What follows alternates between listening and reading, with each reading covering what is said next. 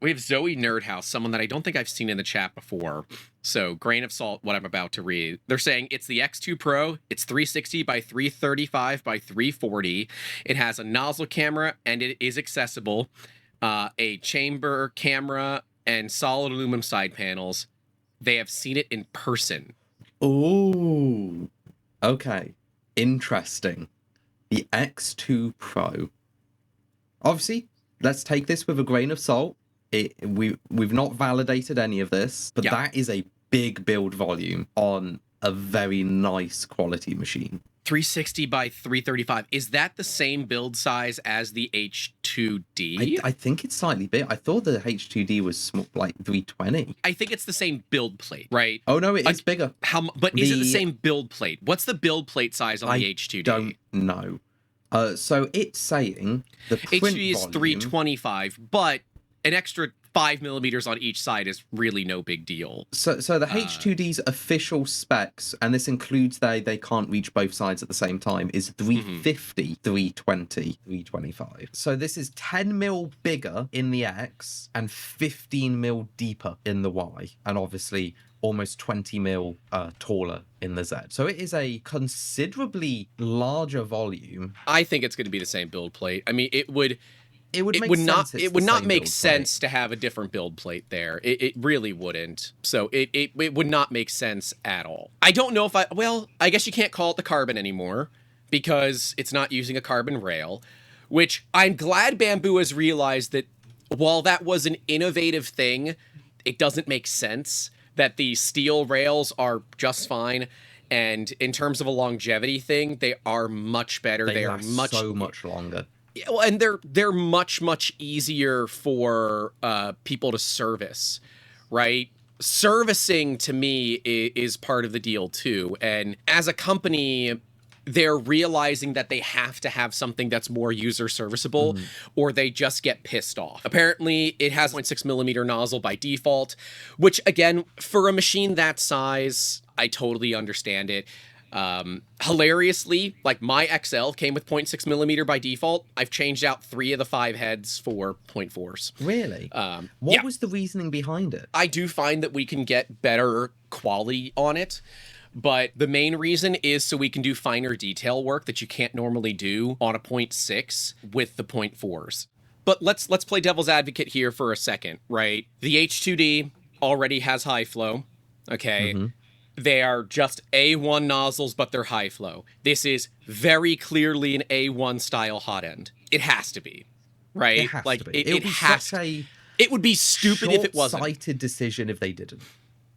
Yeah, it would be so poor. And when they have the technology, they can use it and really drive home the fact that they are the top dogs in what they do. And that is something that it would be stupid not to do because it would be not disingenuous. It's not that bad. It's just short-sighted in terms of where they could stand as it just works out the box company with a high flow nozzle. Like if you want to be the top of the leaderboards with I can print this thing in X amount of time, you need high flow. And they want that. They've always wanted that. It's why their first thing they showed was a Benchy printing in, what was it, like 12 minutes? Was it? Something like that, yeah. 18. Like either way, their first thing that they showed people was Speed Benchy. Because they wanted to be the top of the leaderboard and we print faster. Now that they're going 0.6 and they have the ability to high flow, they could print like a kilo box in 4 or 5 hours instead of an entire day. That is a sales point. Oh, it's a huge sales point, especially for businesses. Like the print farmers out there would look at this and say, this is everything that I wanted in an X1. More specifically, everything that I wanted in a P-series machine, and I'm getting more value out of it. What will be interesting is going to be the price point, right? Like the H2D surprised all of us by being incredibly affordable. It's only like, what, $600 or $700 more than the X1 Carbon? Where the hell is this going to sit? Or is this going... This could just straight out replace the X1 Carbon, and now the X1 is no longer being sold, right? I think this has to be more expensive because it's bigger.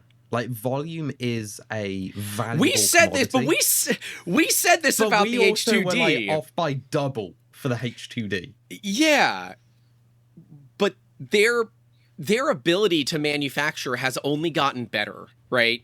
And now that they're locking things down and the community is, maybe they're not okay with it, but they're okay with it, right? Like, they're accepting of these lockdowns as just the cost of doing business. That kind of stuff is a little bit different. Yeah. Right? So could the new lockdown side of it allow them to lower the price point because there's a long-term play of continuing to lock down? And that's the concern that I have, is like, people said Bambu would never do what they just did. They're continuing to tell me, oh, they'll never lock you down to only use their materials. Guys, that is literally the next process of this. The next process of they this. don't even need to do that, because most of the people who buy a Bambu Lab will buy bamboo filament as it is. Yes, and there's a lot of reason to do it, right? The RFID does make it so much easier. I'm not going to debate the fact that they've made 3D printing easier, but I worry that they're also limiting your choices, which some of the more power users are not going to like. And when we look at what this new X2 Pro could be, that starts to worry me that people are going to dump their X1 carbons that had a lot more openness to them because they want the larger machine and potentially regret that decision. I have to agree that when you make it easy, people don't exactly, they don't care. They're willing to give up some of their rights and some of their, I guess, their control in exchange for things working well. Right. But as soon as, why people bought Prusa's was so popular, because it just worked. It was the golden boy printer. But it was also open source. source. You got a print. You know, I would still argue mattered. open source was really important, but that's not why people bought them, because the entire it was not the industry big was selling pretty much point. open source. Yeah, people it was not bought the big them because selling it was reliable quality with good after sales. Right. And you turn the machine on, it works. Yeah. And if it doesn't work, you've got the after-sales service line. And it's the same thing, but with Bambu Lab. And Bambu Lab have gone to another level where they've closed it down, and they've done what Prusa did, which what made them popular was it works. And anyone, if you ask anyone, would you rather have a machine that you control 100% but it doesn't work, or a machine that you control maybe 20% and it works, they're going to choose the one that works every time. Because if they say otherwise, they're lying. That nobody buys a machine that doesn't work because you're not buying anything worthwhile.